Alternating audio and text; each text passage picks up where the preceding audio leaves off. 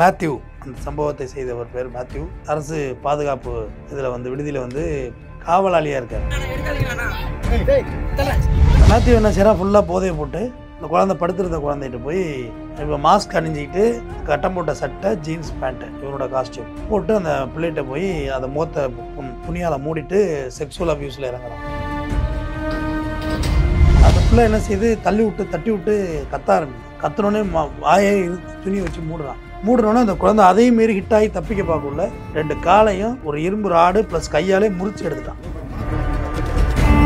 உடச்சி இதை ஃபுல்லாக சத்த ஆரம்பிச்சோன்னா விட்டுட்டு ஓடிடுறான்.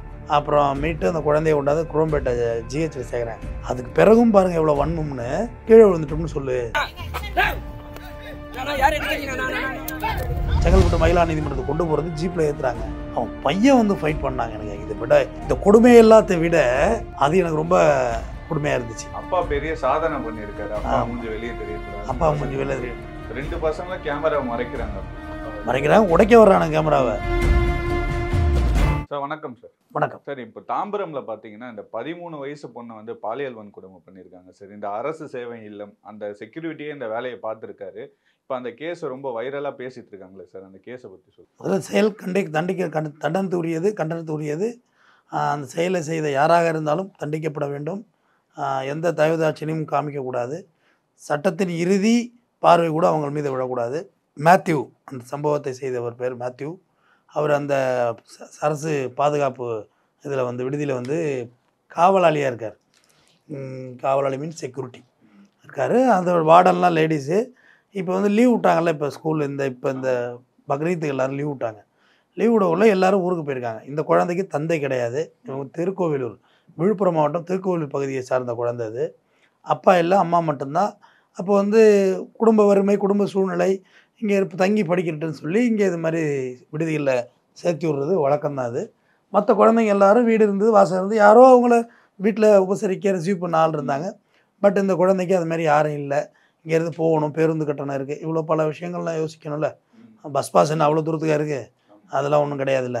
அப்படிங்குள்ள இந்த குழந்தை விடுதியிலே இருந்துருது. இந்த மேத்யூ என்ன பண்ணுறான், அந்த வார்டன் ஒருத்தவங்க லேடி, அவங்க லீவில் இருந்ததா தற்சமயம் சொல்லியிருக்காங்க. பட் ஃபுல் டேட்டா வந்து போலீஸ் எடுக்கட்டும் டேட்டாலாம். அந்த மேத்யூ என்ன செய்கிறான், ஃபுல்லாக போதையை போட்டு இந்த குழந்தை படுத்திருந்த குழந்தைகிட்ட போய் இப்போ மாஸ்க் அணிஞ்சிக்கிட்டு கட்டம் போட்ட சட்டை ஜீன்ஸ் பேண்ட்டு இவனோட காஸ்டியூம் போட்டு அந்த பிள்ளைகிட்ட போய் அதை மோத்த துணியால் மூடிட்டு செக்ஸுவல் அபியூஸில் இறங்குறான். அந்த பிள்ளை என்ன செய்யுது, தட்டி விட்டு கத்த ஆரம்பிக்குது. கத்தினோடனே வாயை துணி வச்சு மூடுறோன்னே அந்த குழந்தை அதையும் மீறி ஹிட் ஆகி தப்பிக்க பார்க்கல 2 காலையும் ஒரு இரும்பு ராடு ப்ளஸ் கையாலே முறிச்சு எடுத்துட்டான். அதாவது திருக்கின்னு சொல்லுவாங்களே, இப்படி இந்த விரலை இப்படி திருக்கி பாருங்கள், இதுக்கு மேலே அது எப்படி வலிக்குங்கிறது கொஞ்சம் உணர்ந்து பாருங்கள். நம்மளோட விரல் தானே, இப்படி மடக்கி பாருங்கள் எப்படி இருக்குன்னு, இதுக்கு மேலே மடக்கினா எப்படி இந்த இடம்லாம் வலிக்குதுன்னு. அந்த 2 கால் எவ்வளோ ஸ்ட்ராங்கான போனு, அதை உடைச்சிட்டான் அப்படி 2ஆ. இப்போ நம்ம ஆர்ஜிகர் மருத்துவமனையில் மௌமிதா டாக்டரை உடைச்சது பார்த்தோம்ல, அதுக்கு பெரிய வித்தியாசம்லாம் இல்லை. அதை விட இது கொடுமை. குழந்தை வயசு. ஆமாம், அதை விட இது கொடுமை அதிகம். உடச்சி இதை ஃபுல்லாக சத்த ஆரம்பிச்சோன்னா விட்டுட்டு ஓடிடுறான். அப்புறம் மீட்டு அந்த குழந்தைய கொண்டாந்து குரோம்பேட்டை ஜிஹெச்சில் சேர்க்குறாங்க. அதுக்கு பிறகும் பாருங்கள் எவ்வளோ வன்மம்னு, கீழே விழுந்துட்டோம்னு சொல்லு அப்படின்ட்டு இருக்காங்க. என்ன ரிமாண்டுக்கு அக்யூஸை கூப்பிட்டு போகிறாங்க, காவல் நிலையத்தில் வழுக்கி விழுந்துட்டோன்னு சொல்கிறதுக்கு. பாவம் இந்த பிள்ளைக்கும் வேறு போக்கடம் கிடையாதுல்ல. ரொம்ப கொடுமைங்க. இது வந்து நான் எமோஷனலுக்காகவையோ கேமராவுக்காண்டியோ சொல்லலை. நீ நினச்சி பாரு, வீட்லேயும் உனக்கு வழி கிடையாது, சாப்பிடுவாங்க, போய் எங்கள் தங்க இருக்க சூழ்நிலை இல்லை, வறுமை, அம்மா வேலைக்கு போகணும், நம்மளும் படிக்கணும் அப்படின்னு சொல்லி எவ்வளோ ஒரு கான்ஃபிடண்ட்டாக கூட சேர்த்துருப்பாங்க. நான் கீழே விழுந்துட்டேன்னு சொல்லியிருக்கேன். ஆனால் டாக்டர்ஸுக்கு அவங்க அட்டாப்சி பண்ணுறவங்கல்ல, எல்லா மருத்துவர்களுக்கு நாலேஜ் கூட இருக்கும். இல்லையே, இது இப்படி நடந்திருக்க வாய்ப்பு இல்லையே. எப்படி எந்த சூழ்நிலை பார்த்தாலும் இது சொல்கிற ஸ்டோரிக்கும் உடஞ்சிருக்க காலுக்கும் வித்தியாசம். எல்லா டாக்டரும் விசாரிப்பாங்க, கான்ட்ரடிக்ஷன் இருக்குது. நம்மளே வீட்டில் மண்டை உடஞ்சி போகிறோம்னா எங்கே விழுந்தா, எப்போ பைக்கில் விழுந்தா எல்லாம் கேட்பேன். ஏன்னா சண்டை போட்டு தையல் போட்டு போயிடக்கூடாதுல்ல, போலீஸ் கேஸுன்னு தெரிஞ்சுக்கிட்டு ஜிஹெச்சில் ரொம்ப ஷார்ப்பாக விசாரிச்சிருக்காங்க. விசாரிச்சோன்னா குழந்தை எவ்வளோ நேரம் ஸ்ட்ரெயின் பண்ண முடியும், பொய்ய சொல்லிவிட்டு இந்த மாதிரி நடந்துச்சு, நான் இந்த மாதிரி படுத்திருந்தேன், ஊருக்கு போகல, படுத்திருந்தேன், இந்த மாதிரி கட்டம் போட்ட சட்டை போட்டு என்னை வந்து செக்ஸுவல் அபியூஸ் ஒருத்தன் பண்ணிட்டான், அவன் தான் காலையும் உடச்சிட்டான்னு ரைட்டுன்னா அவங்களும் உடனே அந்த மருத்துவர்களுக்கு நம்ம நன்றி சொல்லணும். உடனடியாக காவல்துறைக்கு இன்ஃபார்ம் பண்ணிட்டாங்க. பொதுவாக ஓபி போலீஸ் அங்கேயே இருப்பாங்கன்னு வச்சுக்கோங்க, எங்கே எல்லா ஜிஹெச்லேயுமே போலீஸ் இருப்பாங்க. அவங்களுக்கு இன்ஃபார்ம் பண்ணுவாங்க, அவங்க கன்சன்சேஷன் லிமிட்டுக்கு இன்ஃபார்ம் பண்ணிடுவாங்க. போலீஸும் துரிதமாக வந்துட்டாங்க. சென்சிட்டிவான விஷயம் இல்லை. வந்து பார்த்து ஸ்டேட்மெண்ட் எடுத்தால் தான் தெரியுது நடந்த பிரச்சனை இப்படி பண்ணிட்டு இருக்கானுங்கன்னு சொல்லிட்டு. உடனடியாக அங்கே விடுதிக்கு போகிறாங்க. விடுதியில் யாரும் இல்லை. அப்புறம் உடனே அவனை கேட்ச் பண்ணுறாங்க. யாரை? காவலாளியை கேட்ச் பண்ணுறாங்க. இதில் என்ன துரதிருஷ்டவசமானா 2 சிசிடிவி கேமரா தாங்க வேலை செய்யுது. 126 குழந்தைங்க அங்கே இருக்காங்க, வெறும் 2 சிசிடிவி 2 சிசிடிவி தான் வேலை செய்யுது. இது வந்து துரதிருஷ்டமான உண்மை. அப்புறம் உடனே அவனை அழைச்சிட்டு வர்றாங்க. அவனை அழைச்சிட்டு வந்து ஹாஸ்பிட்டலுக்கு கொண்டு வந்துட்டாங்க. கொண்டு வந்து ஐடென்டிஃபிகேஷன் காமிக்க சொன்னால் இவன் தான் அந்த காமுகன் சொல்லி பதிவு பண்ணுறாங்க. அதுக்கு பிறகு போலீஸ் கேட்ச் பண்ணுறாங்க. போலீஸ் கேட்ச் பண்ணி அங்கே நடந்த சம்பவ இடத்துக்கு அவனை அழைச்சிட்டு போகிறாங்க. அழைச்சிட்டு போய் என்னென்ன நடந்துச்சு என்னென்ன அவனை ஒரு வாட்டி ட்ரையல் பண்ணிவிட்டு மறுபடியும் ஸ்டேஷனுக்கு கொண்டு வர்றாங்க. மறுபடியும் ஸ்டேஷனுக்கு கொண்டு வந்து இன்றைக்கி ரிமாண்ட் பண்ணுறதுக்கு செங்கல்பட்டு மகிழா நீதிமன்றம் தானே உங்களுக்கு. தாம்பரம் வந்து செங்கல்பட்டு மாவட்டம். செங்கல்பட்டு மகிழா நீதிமன்றத்துக்கு கொண்டு போகிறது ஜீப்பில் ஏற்றுறாங்க. அவன் பையன் வந்து ஃபைட் பண்ணாங்க. எனக்கு இதை விட இந்த கொடுமை எல்லாத்தை விட அது எனக்கு ரொம்ப கொடுமையாக இருந்துச்சு. அப்பா பெரிய சாதனை பண்ணியிருக்காரு. அப்பா மூஞ்சி வெளியே தெரியக்கூடாது. அப்பா மூஞ்சி வெளியே தெரியும். நான் என்ன சொல்கிறேன், இன்னும் சொல்ல போனால் அவன் ஒரு கிரேட்ஃபுல் பர்சனாக இருந்தால், அந்த இடத்துல நானாக இருந்தாலும் கூட இவன்லாம் ஒரு மனுஷனே கிடையாது. இவன் நல்லா வீடியோ பிடிச்சி அப்படி கொண்டு போய் போடுங்க, நாங்கள் பெயில் கூட எடுக்கலை, என்னது பண்ணிட்டு போகன்ட்டு போனால் அவன் அந்த குற்றத்தை ஒத்துக்கிறான், உணர்றான், அந்த தப்புங்கிறத தான் ஏற்றுக்கிறான்னு அர்த்தம். எங்கள் அப்பா மூஞ்சி வெளில தெரியக்கூடாதுன்னு நினைக்கிறீங்கன்னா அவன் பெத்த பிள்ளை எப்படி இருக்கும்? எல்லாம் ஒன்று தானே. 2 பசங்களும் கேமரா மறைக்கிறாங்க. அப்படி மறைக்கிறாங்க, உடைக்க வர்றானுங்க கேமராவை. அது கூட அந்த வீடியோ ஷூட் நீ யாரான்னு ஷூட் பண்ணியிருப்பாங்க பாருங்க கேமராவை. நீ யாரா அதெல்லாம் செய்யறதுக்கு? போலீஸ் ஸ்டேஷனில் எடுக்கிற ஷூட்டை வந்து அந்த அளவுக்கு அக்ரெசிவாக அவனுக்கு சண்டை போட முடியுதுன்னா இந்த துன்பத்தை விடவெல்லாம் அவனை தவற வளர்த்துருக்காங்கன்னு தான் நான் பார்க்குறேன். அவன் வந்து இவெல்லாம் எங்கள் அப்பனே கிடையாதுங்க, ஏங்க அவன் என்ன இப்படி ஒரு அயோகத்திரத்தை பண்ணியிருக்கான் அப்படின்னு சொல்லல. ஆனால் அவன் வந்து மறைக்கிறான். அப்போ இந்த குற்றத்தோட எக்ஸ்ட்ரீம் எங்கே போகுது பாருங்கள். கொஞ்சம் கூட தர்மம் இருக்காதுல்ல, நியாயமே கிடையாது இது. அதாவது குரானில் நபிகள் நாயகம் சொல்லியிருப்பார், அடைக்கலம் வந்தவரிடம் அத்துமீறாதீர்கள் அப்படின்னு. அது நம்ம எல்லா நூல்கள்லையும் சொல்லியிருக்கு. ஈவன் வள்ளுவனே சொல்லியிருக்கான். நம்மள்ட்ட நம்ம விரோதியாக கூட இருக்கலாம், ஆனால் உன்கிட்ட வந்து அடைக்கலம் வரான்னு வச்சுக்க, இன்னும் கொஞ்சம் பாதுகாத்துக்க, இல்லை ஒரு பொருளை கொடுத்து பத்திரமா வச்சுக்கோ, அதை அடைய நினைக்கக்கூடாது. குரானில் சொல்லியிருக்குங்க, அதை அடைய நினைக்கக்கூடாது, மாற்ற நினைக்கக்கூடாது, அப்படி சொல்லி தான் குரான் சொல்லியிருக்கு. அப்படி இருக்கக்குள்ள நம்மள்ட்ட அடைக்கலமாக இருக்கிற குழந்தைகள், நீ தான் இவ்வாறிய ஃபென்சிங், நீ தான் அதுக்கு ஃபென்சிங் அந்த குழந்தைங்களுக்கு. நீ ஏன் மேஞ்சா எப்படி வெளியே போயிட மேஞ்சா? இல்லை சார், இது ஒரு ப்ரைவேட்ல நடந்தாலும் தப்பு தான். ஆனால் இது அரசு சேவை இல்லைன்னு சொல்லிட்டு ஒரு செக்யூரிட்டி வச்சிருப்பாங்க, உள்ள இன்சார்ஜ் எல்லாருமே இருப்பாங்க. அப்புறம் எப்படி சார் இந்த மாதிரி நடக்கும்? இத்தனைக்கு இவனுக்கு வந்து கம்பேஷன் கிரவுண்டில் வேலைக்கு வந்தவன். இவங்க அம்மா அங்கே வேலை பார்த்து செத்துட்டு இருக்காங்க. அந்த அடிப்படையில் இவனுக்கு வேலை கிடச்சிருக்கு. ஒரு நேர்மையான எழுதியோ இல்லை மெனக்கட்டோ அப்ளிகேஷன் போட்டு வரல, உனக்கு வேலை கிடைச்சதே கருணை அடிப்படையில் கம்பேஷன் கிரவுண்டில். அந்த வேலையை நீ எப்படி மிஸ்யூஸ் பண்ணுற பாரு. இது இப்போ நம்ம ஏற்கனவே எங்கே பார்த்தோம், ரயிலில் ஒருத்தங்க தள்ளி விட்டு ரேப் பண்ணுறான். இங்கே ராணிப்பேட்டையில் கர்ப்பிணி பெண்ணை ரயிலில் தள்ளி விட்றான். அப்புறம் அண்ணா யூனிவர்சிட்டி பார்த்தோம், பொள்ளாச்சி பாலியல் சம்பவம் பார்த்தோம், ஆர்ஜிகர் மௌமிதா பார்த்தோம், அங்கே டெல்லி நிர்பயா பார்த்தோம், அண்ணா யூனிவர்சிட்டி பார்த்தோம், சிறுமி ஆசிஃபா பார்த்தோம், அப்படியே நெருங்கி வந்தோம் சிறுமி ஆசினி பார்த்தோம், யார் தஷ்வந்த், அது சிறுமி ஆசினி பார்த்தோம். அப்படியே நெருங்கி வந்து கடைசியாக ஹாஸ்டல் வரையும் வந்துட்டோம்.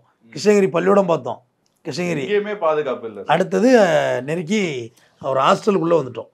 பள்ளியோடமாவது போகிற இடம், கடைசி ஹாஸ்டலுங்கிறது தங்கும் இடம். உன்னுடைய கூட்டுக்குள்ளேயே வந்து நாகப்பாம்பு வேட்டையாட ஆரம்பித்தா நீ எங்கே போய் வாழ்கிறது? எங்கும் வாழ இயலாது. அப்போ இந்த போதை, இதோட உக்குரம், இது எல்லாத்தோட விளைவுகளுக்கும் நடவடிக்கை எடுக்கணும்ல. இப்போ அமைச்சர் கீதா ஜீவன் அவர்களுடைய பேட்டி கொஞ்சம் ஆறுதலாக இருந்துச்சு, எனக்கு கொஞ்சம் மனசுக்கு கொஞ்சம் இதமாக இருந்துச்சு. சரி ரைட்டு, வேறு அவங்க ப்ராக்டிக்கலாக அதை புரிஞ்சுக்கிட்டாங்கன்னு தான் நான் நினைக்கிறேன். அதுக்கு இதுக்கப்புறம் வந்து பெண் காவலாளியை தான் போடுறதா வந்து சொல்லியிருக்காங்க, ஃபீமேல் காவலாளியை போட்டுடலாம் அப்படின்னு சொல்லியிருக்காங்க. அது ஓகே, அது அரசியலாக பார்த்தா வேறு கருத்துக்கள் பேசுவாங்க. சரி, வேறு என்ன பண்ணுறது? இப்போ ஒரு இந்த சுச்சுவேஷனுக்கு எல்லா ஆணும் இங்கே கெட்டவன்லாம் இங்கே அவங்க டிக்ளேர் பண்ணவும் முடியாது. அது எப்படி சொல்ல முடியும்? ஆனால் இந்த மாதிரியான சூழ்நிலையாக உருவாகணும். பெண் காவலாளியை போட்டோம்னா முடிஞ்சு போகுது. ஏன் அப்படி பார்த்தா நிர்மலா தேவி வந்து பேராசிரியை தான், கல்லூரி பேராசிரியை நிர்மலா தேவி. அவங்க பெண்களெல்லாம் தவறான வழிக்கு அழைச்சிட்டு போகலையா? சொல்லுங்கள். ஆமாம், அந்த கேஸும் போயிட்டு தான். அப்புறம் நீங்கள் இந்த தவறான வழிக்கு அழைச்சிட்டு போனாங்க, பல பேருக்கு அந்த மாணவிகள் இணங்க வச்சாங்களே, பெண்ணு தானே அவங்க, பேராசிரியை. சாதாரண பெண் இல்லைப்பா. அது கூட காலேஜ் பசங்க சார், ஓரளவுக்கு இன்ஃப்ளூயன்ஸ் பண்ணி கூட்டிட்டு போறாங்க. அது அந்த பசங்களையும் நம்ம குறை சொல்ல முடியாது. ஆனா இது வந்து 13 வயசு குழந்தைங்க தங்குற ஒரு அரசு விடுதி இல்லையா சார்? இங்கே பாருங்க, ஒன்று மாட்டுப்பி, இன்னொன்று கழுதுப்பி. இதில் இந்த பி பெட்டர்னு சொல்லக்கூடாது. ரெண்டுமே தப்பு. ரெண்டுமே தப்பு தான். அவங்க பேராசிரியை 4 பேருக்கு அறிவுரை சொல்ல வேண்டிய இடத்துல உள்ள புனிதமாக, ஏங்க இவன் ஒரு ஆஃப்டர் ஆல் வாட்ச்மேனுங்க, அவன் அவங்க பேராசிரியைங்க, ஆசிரியைக்கெல்லாம் ஆசிரியை.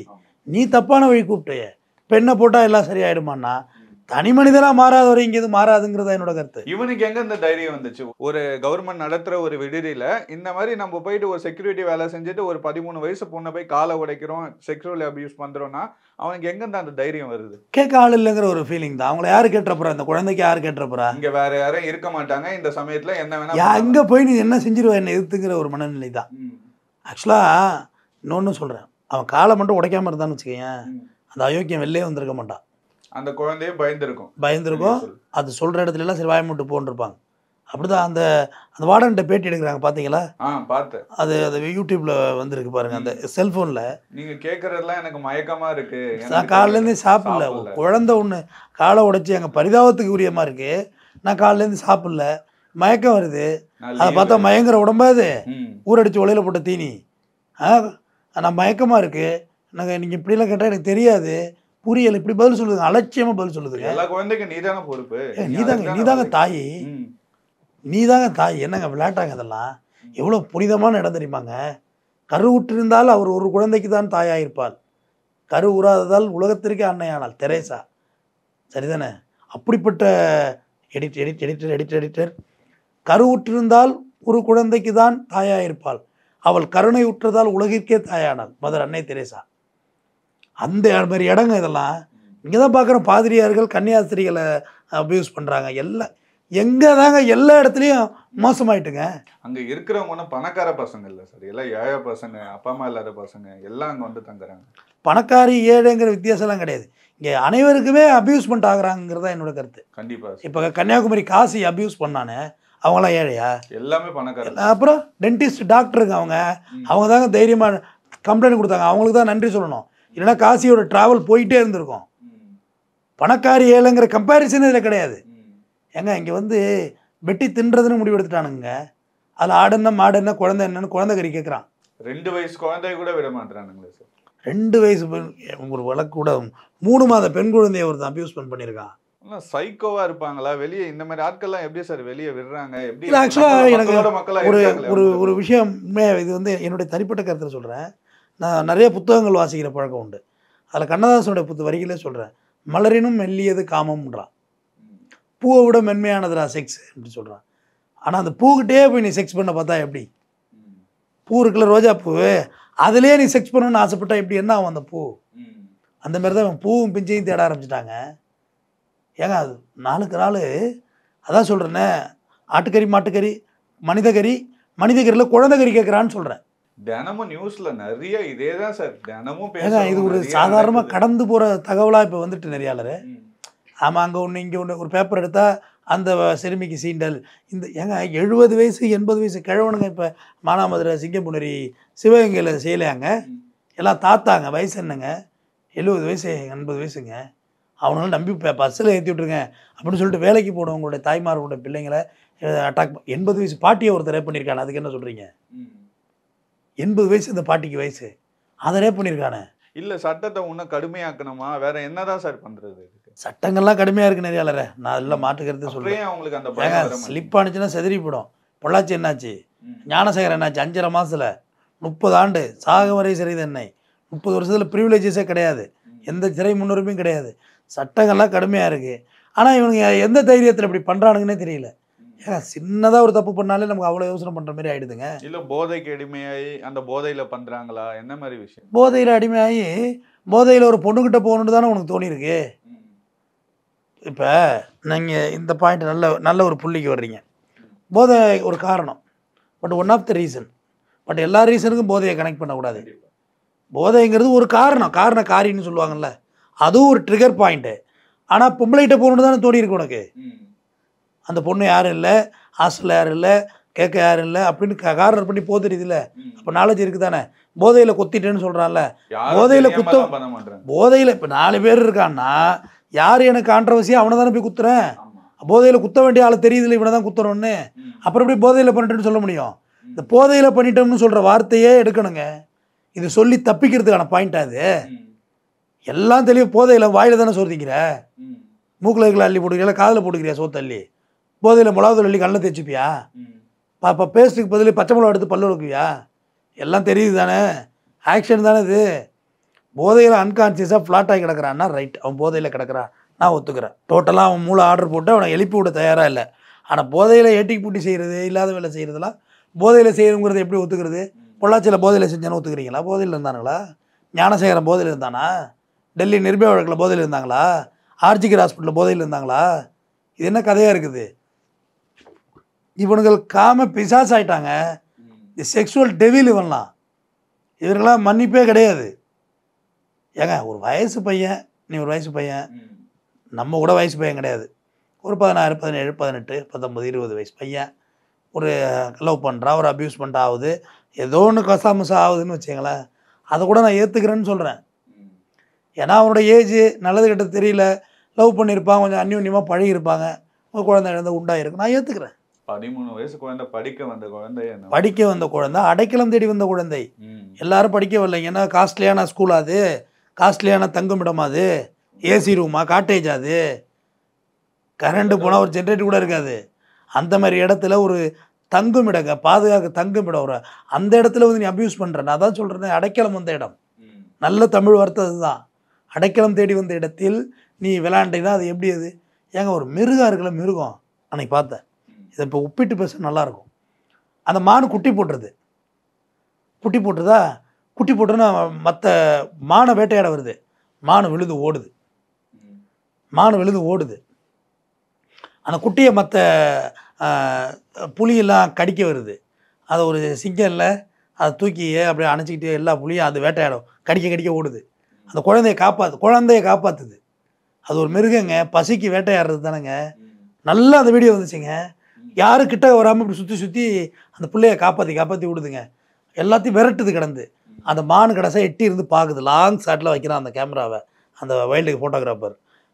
மானு கொஞ்சம் கொஞ்சமாக கிட்டே வருது. என்ன கிட்டே வருதுன்னா, போனால் நம்ம உயிர் தானே, பிள்ளையாவது பிழைக்கட்டும் அப்படின்ற மனநிலை இருந்திருக்கலாம்.